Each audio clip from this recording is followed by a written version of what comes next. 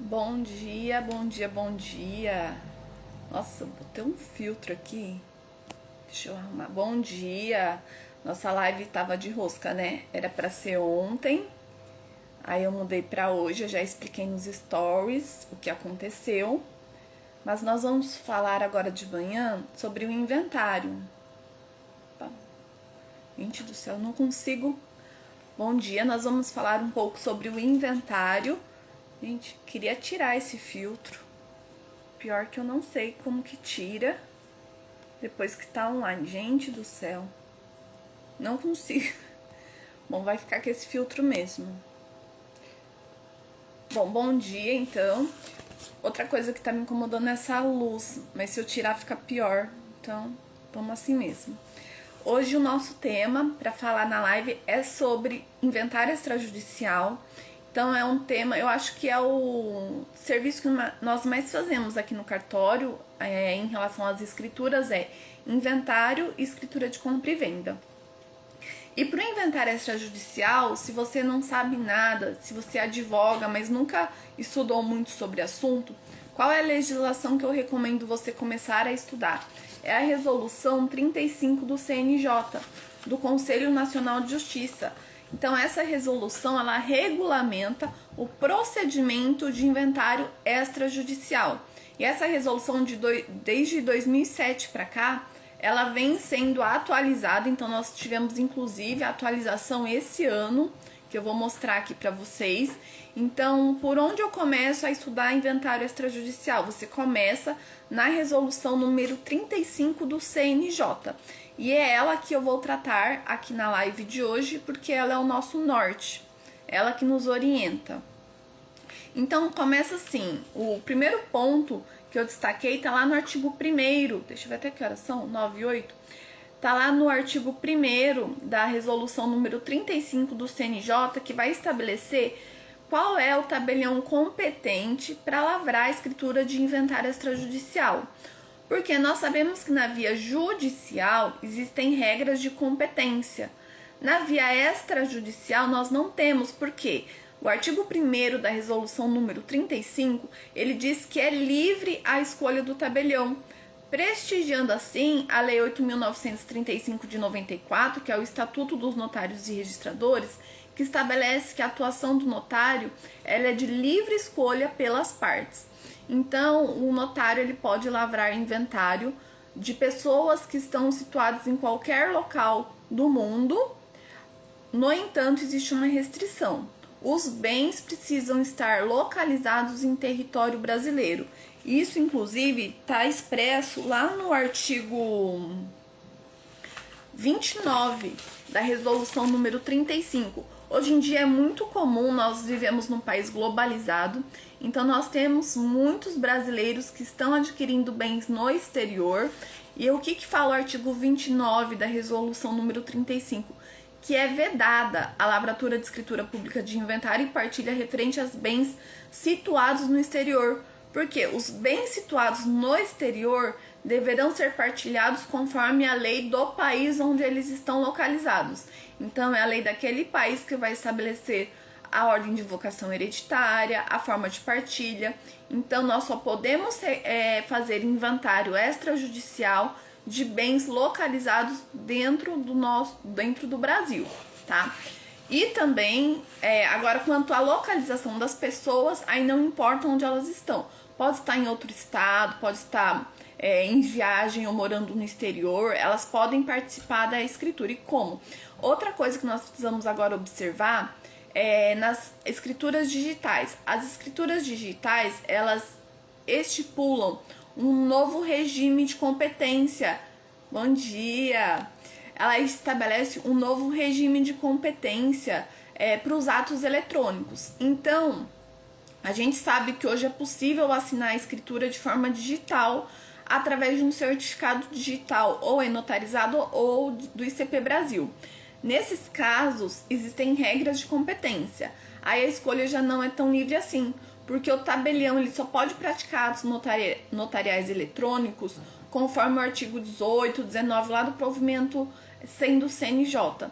Então, ou o bem deve estar localizado na sua no seu município para onde ele recebeu a delegação, ou o domicílio de todos os herdeiros e a localização do bem deve estar dentro do seu estado da federação onde ele atua. Então, eu só posso lavrar atos notariais eletrônicos se todos os bens estão dentro do estado de São Paulo e se os herdeiros também têm domicílio dentro do estado de São Paulo. Fora isso, a competência ou é do tabelião do local do bem ou do domicílio de um dos herdeiros, tá?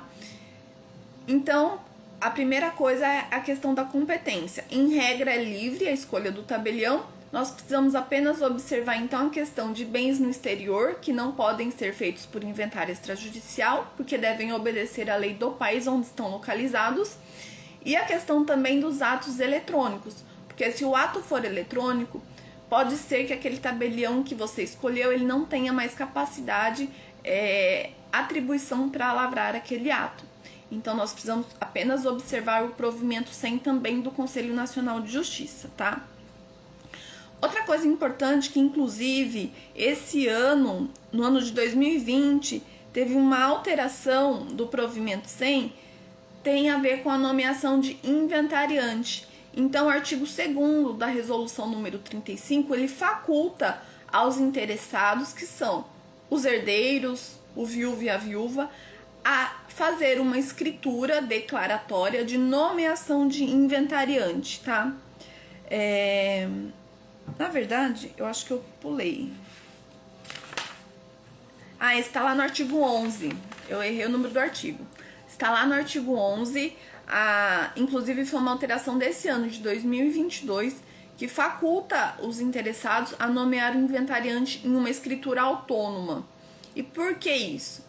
Porque nós sabemos que muitas pessoas, quando falecem, ela deixa muitos negócios pendentes.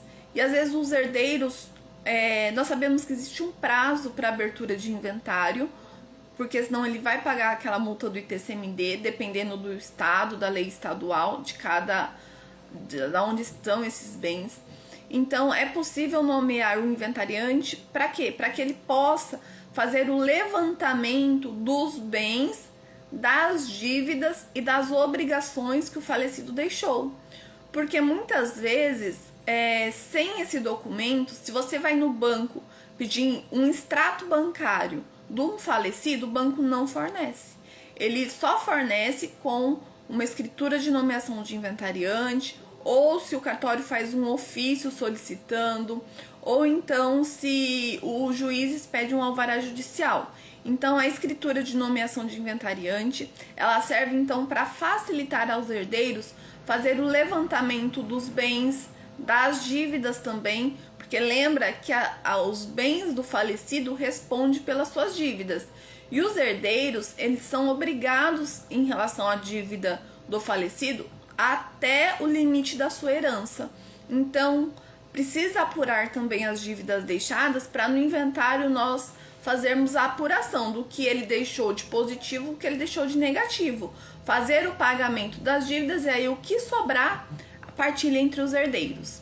Então, muitas vezes esse levantamento, os herdeiros eles precisam de um documento que comprove aquela qualidade de herdeiro e que ele está representando todos os demais herdeiros e o viúvo.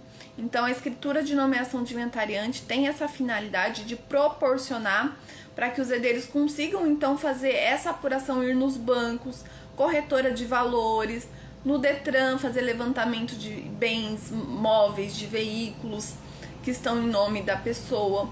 Às vezes, o falecido deixou contratos pendentes em que precisa serem finalizados. Então, expressamente, né, na escritura de inventariante, é possível atribuir ao inventariante poderes para concluir os negócios deixados pelo falecido. Inclusive, uma coisa importante que a resolução 452, inclusive tem um post meu aqui no feed do meu Instagram, que foi uma alteração no provimento 35, em que o CNJ deixou muito claro que é possível ao inventariante conclusão de negócios essenciais para a realização do inventário e também lá no artigo 11, poderes de inventariante no cumprimento de obrigações ativas ou passivas pendentes, sem necessidade de seguir a ordem prevista no artigo 617. O que é esse artigo 11? Já tive casos aqui em que o falecido em vida, ele assinou um contrato de compra e venda de um imóvel. Por exemplo, ele era o vendedor. Então, ele vendeu um imóvel em vida, fez um contrato particular, o comprador pagou todo o preço, tem o comprovante que foi pago tudo em vida, mas o comprador, por um desleixo, ele deixou transcorrer o prazo, deixou o tempo passar e não providenciou a escritura para o nome dele, a escritura de transmissão da propriedade. Nesse caso, o que acontece?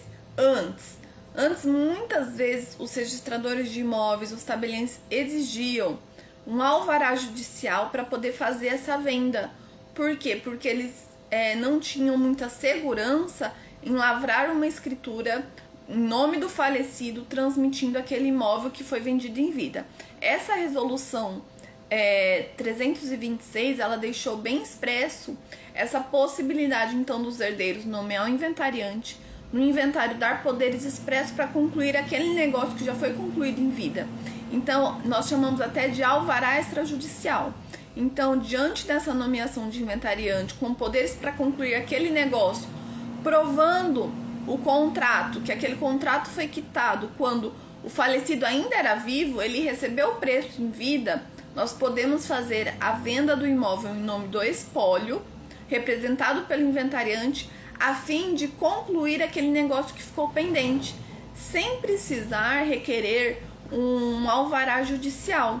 Então, esse ponto é muito importante, porque permite, então, que o inventariante conclua os negócios pendentes deixados pelo falecido, sem a necessidade de requerer um alvará judicial, tá? Outro ponto importante que a resolução 452 trouxe é a possibilidade dos herdeiros, ao nomear o inventariante, esse inventariante ele tem poderes, por exemplo, o falecido deixou um saldo no banco, e os herdeiros às vezes não têm dinheiro para pagar o ITCMD, as custas do cartório, e aí inclusive tem um post também lá no meu feed, essa resolução 452, ela permite que o inventariante vá até o banco onde tem aquele dinheiro na conta do falecido, porque a gente sabe que quando a pessoa falece, o banco ele bloqueia aquela conta e ele não permite mais as transações, nem saque e nem emite informação para qualquer pessoa sobre o saldo na conta.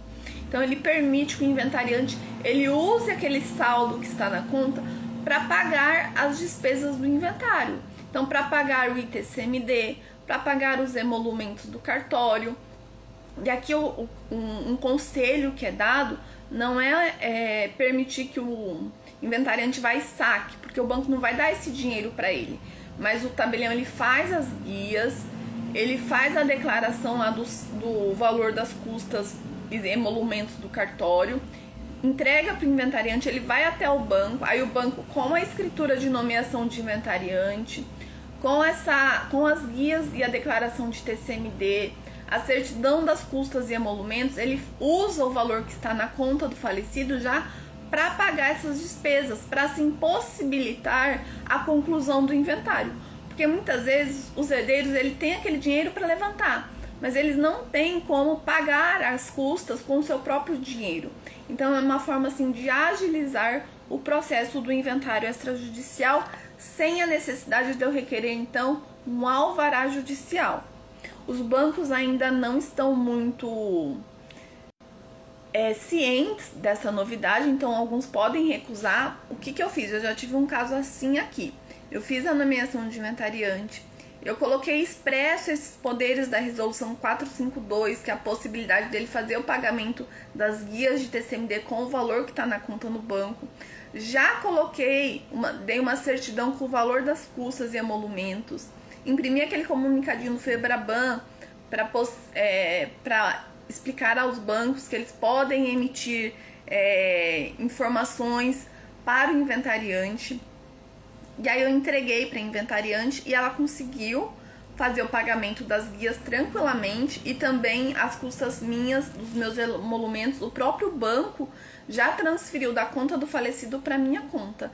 Então foi muito mais ágil, porque assim, e o que sobra, e aqui é uma coisa importante, na declaração de TCMD e no inventário, por exemplo, tem 100 mil na conta do falecido. Você vai inventariar os 100 mil. Você vai declarar na declaração de TCMD os 100 mil. Ah, Liz, mas vai tirar 10 mil para pagar as despesas. Então vai ser 90? Não, é 100.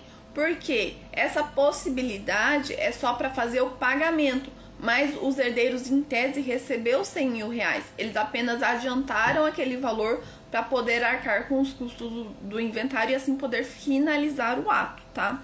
Então, essa resolução 452, eu já fiz um post dela no meu feed. Depois eu vou até colocar nos meus stories novamente para vocês lerem ela, tá? Outro ponto que eu destaquei aqui na resolução número 35 é a obrigatoriedade da presença do advogado. A figura do advogado no inventário extrajudicial é imprescindível. Tanto que aqui a resolução fala que o tabelião, ele não pode indicar advogado às partes. Então, quando vem as pessoas aqui no cartório falar que querem fazer inventário, a primeira coisa que eu falo para elas é: procure um advogado. Porque o advogado vai conversar com os herdeiros, ele vai ver se ali tem a possibilidade de ser extrajudicial ou se deverá ser judicial. Mas essa orientação quem dá é o advogado. E a figura do advogado é muito importante. Nós vemos na prática, muitos advogados, nós sabemos que em cartório pequeno, às vezes, só o envio de documento e uma conversa com o escrevente, com o tabelião, você já consegue alinhar todas as questões daquele inventário. Mas nós precisamos ver que, assim, o trabalho do advogado tem que ser ativo. Às vezes, se é judicial, ele não vai fazer uma minuta, ele não vai conferir os documentos. No extrajudicial também. A lei, ela não obriga, ela não fala nada quanto à minuta. Isso é uma decisão, na verdade, de procedimento interno de cada serventia. Vamos pensar assim: no inventário extrajudicial, o tabelião, ele atua como um juiz, porque ele vai processar aquele pedido de inventário. Se você fosse fazer judicial, você ia juntar os documentos e jogar na mesa do juiz e falar: ó, juiz, tá aí, homologa, monta o ITCMD, monta aí a minuta, se vira. Não, o advogado, ele prepara o ato, ele prepara a minuta para poder qualificar. Eu só vou fechar a minha porta, porque eu não sei se vocês estão ouvindo, tem um caminhão aqui na frente fazendo muito barulho.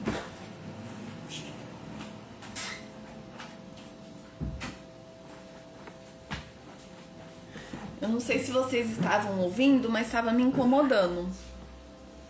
Então, a função do advogado, ela é muito importante. Eu sempre equiparo, quando eu vou falar aqui, do inventário judicial e extrajudicial. No judicial, o advogado, ele prepara, ele confere os documentos, ele confere a qualidade daqueles documentos. Por exemplo, é apresentado um RG, ele tira a cópia e você não consegue nem ler os números. Como que você vai apresentar isso para o tabelião, para o juiz? Precisa aqueles documentos estarem em boa qualidade, em boa resolução. A lei aqui fala que os documentos devem ser apresentados ou nos originais ou em cópias autenticadas. E a qualidade deve ser boa, porque o que adianta você me mandar? Hoje nós nos utilizamos muito das digitalizações, muitos digitalizam assim em péssima qualidade. Então, assim, não tem como, a gente rejeita o pedido. Então, advogado, é você que vai ter o primeiro contato com a parte. Você que atua em defesa do interesse do seu cliente. O tabelião, assim como o juiz, ele é imparcial. Ele não conhece a história do seu cliente. Muitas vezes cabe a você entender onde ali pode haver conflitos e, de repente, já sugerir uma partilha que não é conforme a lei, já para evitar. Às vezes você já vai sugerir: olha, não é melhor a gente fazer uma cessão de direitos hereditários para não ter problema entre os herdeiros lá na frente em eles ficarem em condomínio com um imóvel? Então, quem conhece a história do cliente é o advogado. O tabelião, ele é imparcial. Vamos pensar algo que eu sempre falo nas minhas aulas. No município, em média, nós temos um tabelião de notas. E quantos advogados nós temos? Muitos. Eu estava vendo no site da OAB, aqui no estado de São Paulo, são quase 100 mil advogados. Agora, número de tabeliães. Cartórios no Brasil, sem falar, juntando registro de imóveis, todas as especialidades, são 13 mil e pouco. Então, eu tô falando em nível nacional. Então, no estado de São Paulo, nós temos um tabelião por município. Na capital, em cidades maiores, tem mais de um. Mas imagina, é um tabelião para atender toda uma população. O advogado, ele tem esse contato direto. Então, pensa, como que você quer que o tabelião faça rapidamente o inventário se ele tem que atender o pedido de todo um município? E aí você não entrega a documentação em ordem, você manda os documentos lá no e-mail do tabelião, mas você manda assim, 50 anexos, escrito imagem 1, imagem 2, imagem... Ele tem que abrir um por um para renomear, para saber que documento está em cada arquivo, para pôr em... Olha o tempo que o tabelião vai perder. Então, assim, o advogado, ele que tem esse contato inicial, é o advogado que prepara essa documentação. Judicial não seria assim? Quando você vai peticionar hoje eletronicamente, você não tem que colocar lá no arquivo tudo na ordem, tudo em boa resolução? Você não tem que já indicar pro juiz? Às vezes vem 10 herdeiros. Gente, eu não sei quem é casado com quem. Eu tenho que ficar lendo 50 documentos para descobrir quem é casado com quem é filho de quem que morreu, quem que tá vivo. Aí tem 3 certidão de óbito, eu não sei de quem que é o inventário. Agora você imagina, mas eu te falei por telefone. Mas quantas pessoas o tabelião não atende? Então, se você, advogado, quer que seu pedido seja muito mais rápido, seja processado mais sem erros, seguro, que não fique enrolando na mesa do tabelião, organize a documentação. Hoje, a autenticação também pode ser feita eletronicamente. Aí você pede para o seu cliente ir até o cartório de nós, qualquer cartório, levando os documentos originais e fala que é autenticação digital. O cartório vai autenticar digitalmente, gerar um arquivo digital e vai entregar numa mídia para o seu cliente, num pendrive, num CD, vai entregar os arquivos digitais assinados. Você encaminha esses arquivos digitais para o tabelião, porque ele consegue então validar na Senad que aqueles documentos estão autenticados. Então, você não vai mandar o seu cliente autenticar fisicamente e digitalizar. Uma vez que você digitaliza, aquele documento ele deixa de ser autenticado fisicamente para ser uma cópia digital. A cópia digital a gente não consegue verificar se realmente ela não foi adulterada. Então, outra dica que eu dou para os advogados é: peça para os clientes, então, se você vai encaminhar tudo para o tabelião de forma digital, que eles fazem no cartório a autenticação digital. Peçam para o cartório fazer a autenticação digital. E o que é bom da autenticação digital? Se o seu cliente faz uma certidão de casamento e um RG autenticado digitalmente, aí o tabelião vai entregar lá numa mídia para você. Esse arquivo que está na mídia você pode enviar para 10 tabelionatos. Você não pode adulterar aquele arquivo, porque se ele for adulterado, o código hash ele é quebrado, então ele não é mais validado. Então, se você não alterar aquele documento, ele multiplica. Então, às vezes eu pago uma autenticação e eu consigo multiplicar por 10, 50 autenticações.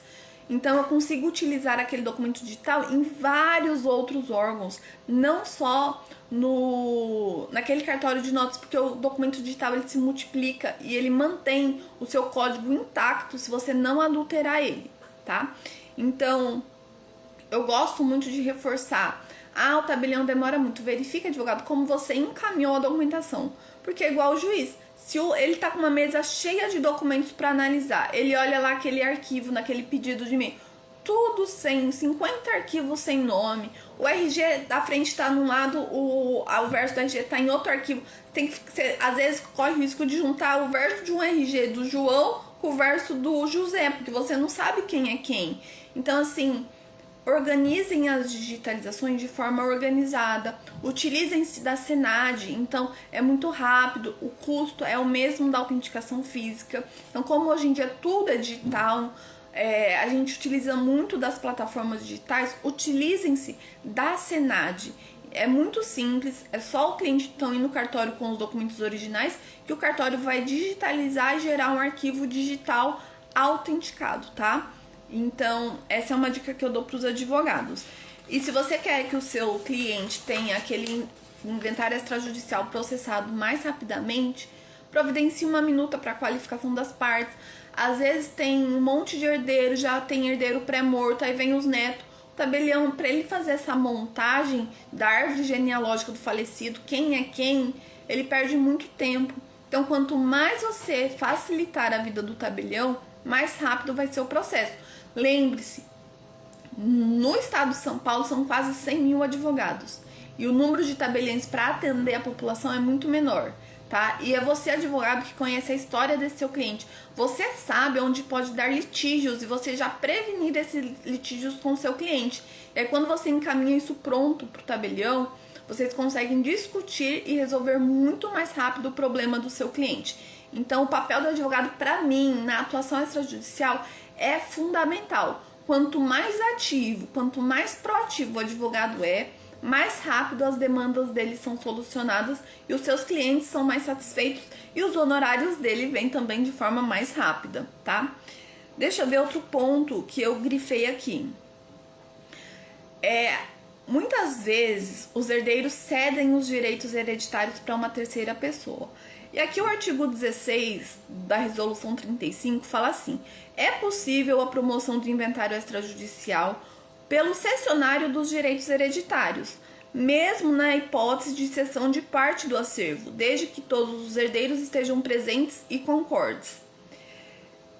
Aí tem um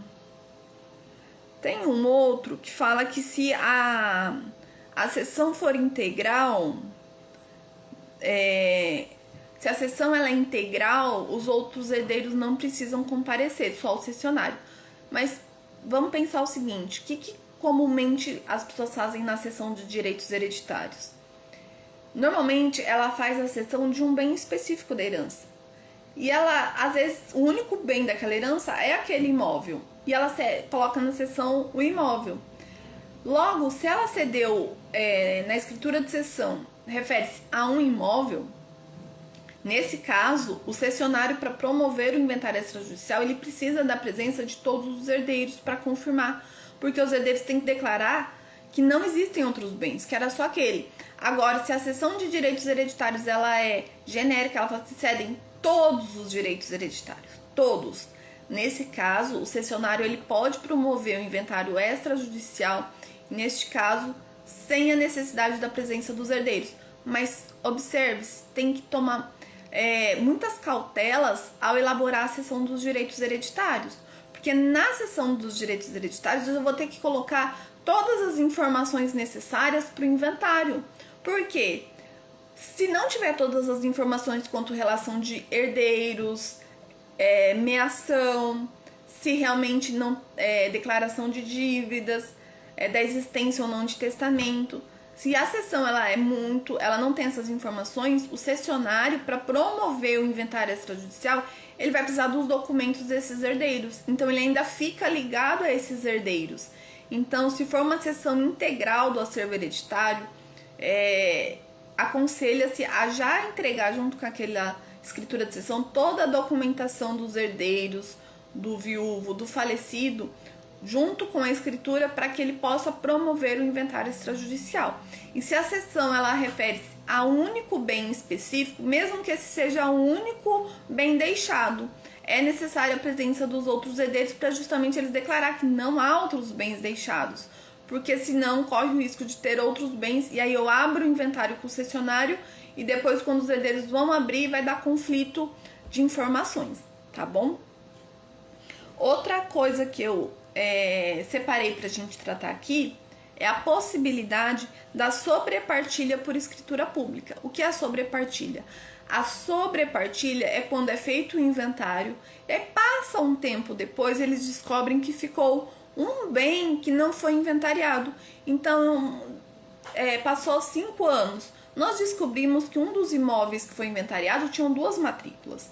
E a gente colocou no inventário apenas uma. Então, nós precisamos agora sobrepartilhar aquele imóvel que ficou de fora.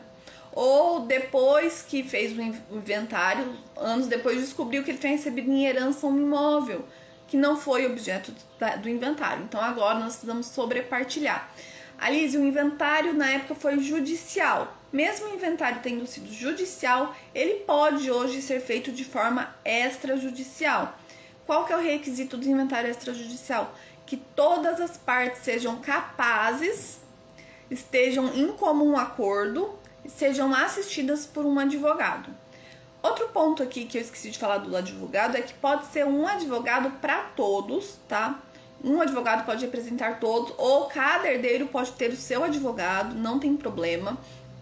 E também, se um dos herdeiros ou o viúvo, ele é advogado, ele está inscrito ativamente na OAB, ele pode também assinar como advogado, tá? Se todos os herdeiros estiverem de acordo, ele pode então assumir a função também de advogado, de assistente jurídico naquele inventário. E é muito comum isso acontecer, e é uma forma também dos herdeiros, assim, economizar no procedimento do inventário. Então, é possível a sobrepartilha por escritura pública, mesmo que o inventário tenha sido judicial, e mesmo que na época do inventário judicial, um dos herdeiros era menor, incapaz. Se ele agora ele é maior e capaz, é possível o inventário. Inclusive, é possível o inventário se o herdeiro ele é capaz por emancipação. Então, se tem um herdeiro de 16, 17 anos, não pode ser extrajudicial, tem que ser judicial. Agora, se ele for emancipado, pode ser feito de forma extrajudicial. Outra coisa que a resolução trouxe é no artigo 28 a possibilidade de inventário negativo. Nós não temos esse regramento no Código de Processo Civil, mas a resolução 35 do CNJ trouxe a figura do inventário negativo. O que é o inventário negativo? O inventário negativo seria uma escritura declaratória em que o viúvo, a viúva e os herdeiros comparecem, declarando que aquele falecido não deixou nenhum bens para inventariar. Muitas vezes ela é útil no caso do falecido ter deixado dívidas e os herdeiros querem comprovar que eles não são responsáveis pelo pagamento daquelas dívidas. Então, porque a gente sabe que as dívidas só obrigam os herdeiros até o valor que eles receberem na herança do falecido. Se a dívida era 50 mil e o falecido deixou 100 mil, os herdeiros são obrigados a quitar os 50 mil e partilhar os outros 50 mil entre eles. Então, eles partilham tanto a dívida quanto os bens. Agora, se ele deixou uma dívida de 50 mil e não deixou nada para ser pago, então os herdeiros eles fazem essa declaração que não há bens, porque quando os credores virem cobrar os herdeiros daquele falecido para pagar a dívida, eles apresentam o inventário negativo. Falam, olha, eu não sou obrigada a pagar porque eu não recebi nada na herança. E o patrimônio do herdeiro não responde pelas dívidas do falecido, apenas vai responder o valor positivo que o falecido tenha deixado, tá? Então, a responsabilidade dos herdeiros pela quitação das obrigações do falecido é até o limite da herança que eles receberam. Deixa eu ver. Outra coisa é a questão do ITCMD. O tabelião ele só pode lavrar e finalizar o ato notarial após o recolhimento integral do ITCMD. Alice, o ITCMD alto nós vamos parcelar. Você só vai conseguir finalizar após o pagamento e a quitação dada pela Secretaria da Fazenda Estadual. E nós precisamos sempre observar a lei estadual do ITCMD de cada estado. Cada estado tem uma alíquota, cada estado utiliza-se de uma base de cálculo. Então, se o falecido deixou bens em mais de um estado, o advogado, o tabelião vai precisar fazer a declaração de ITCMD nos 3 estados onde houver bens a serem partilhados. Então, a observância das regras do ITCMD, que é uma lei estadual, elas precisam ser observadas. O inventário só será finalizado após a quitação integral do ITCMD. Para finalizar, para o inventário extrajudicial e judicial também, o que os profissionais eles precisam se dedicar? É estudar o direito sucessório. Então, o inventário, a resolução 35, ela traz regras de procedimentos. Do procedimento para materializar o quê? Os direitos sucessórios. Mas para eu materializar, eu preciso conhecer as regras do direito sucessório. Então nós precisamos estudar. Eu vejo muito erro, às vezes, na interpretação das regras da renúncia, da cessão de direitos. O pessoal fala renúncia translativa. Não existe renúncia translativa. É cessão de direitos hereditários de forma gratuita. Direito de representação, herdeiro pré-morto, herdeiro pós-morto. Então, nós precisamos nos atentar sobre as regras de direito sucessório e estar em constante estudo. Principalmente, hoje nós temos também muita discussão em relação ao companheiro. Até eu destaquei aqui, acho que eu esqueci de falar, que é possível inventário extrajudicial quando o falecido deixar um companheiro ou uma companheira que não são casados, mas vivem em união estável. Mas lembra que eu fiz uma live sobre união estável, formalizar ou não? E olha porque eu sou a favor de formalizar. Porque aqui fala assim, olha, o companheiro que tenha direito à sucessão é parte. Observada a necessidade de ação judicial se o autor da herança não deixar outro sucessor ou não houver consenso de todos os herdeiros, inclusive quanto ao reconhecimento da união estável. Então, olha a situação do companheiro. Se o falecido deixou o companheiro só vai poder promover o inventário extrajudicial se houver outros herdeiros e se esses herdeiros estiverem de acordo com o reconhecimento daquela união estável. Lembra que eu também falei na outra live que pode ser que os demais herdeiros não reconheçam a união estável, fala que era só namoro, ou até reconheçam, ele fala assim, olha, mas não era 20 anos junto, não, era só 5, porque a data de início da união estável, ela vai fixar os direitos de meação do companheiro. Então, por isso que, se você não assistiu a live sobre união estável, ela ficou bem legal, assista, tá? E ela também está no YouTube. Então, aqui fica uma questão do companheiro. A meação dele ele pode ser reconhecida, desde que ele tenha, então, um reconhecimento judicial ou os demais herdeiros reconheçam no inventário que ele era o companheiro e que ele tem direito àquela meação. Veja o caso. Imagina o falecido deixou uma companheira e apenas herdeiros colaterais, que são os irmãos e os sobrinhos. Deixou um patrimônio milionário. O que muitas vezes acontece? Dos colaterais quererem excluir aquele companheiro. Por quê? Para eles poderem ser parte. Por quê? Uma vez que o companheiro ele é herdeiro, na terceira linha sucessória, descendentes, ascendentes, cônjuge, companheiro, são excluídos colaterais. Logo, qual que é o interesse dos colaterais? Excluir o companheiro para que eles possam receber aquela herança. Então, eu acho muito importante a formalização da união estável, porque senão, companheiro, você fica na mão dos demais herdeiros reconhecer ou não a sua união estável, o termo inicial que vai comprovar o seu direito de meação ou não, ou então você vai ter que se recorrer judicialmente para que o juiz, na análise do fato concreto, declare então a sua união estável. Alguma dúvida? Eu vou finalizar a live porque a média da minha live é de 30 a 40 minutos, eu acho que eu já passei disso, tá? E eu aceito sugestões, dúvidas, podem me mandar no direct que nós vamos conversando. Como eu disse, inventário é um tema muito amplo, nós poderíamos falar de muitas coisas. Eu resolvi trazer um resumo da Resolução 35, que ela é muito importante. Se você não conhece ela, se você não lê, digita lá no Google, entra no site do CNJ, imprime ela e leia, porque ela é a orientação que nós temos que seguir, tá bom? E eu desejo uma ótima sexta-feira a todo mundo e eu encontro vocês na semana que vem na nossa próxima live. Até mais e um ótimo dia!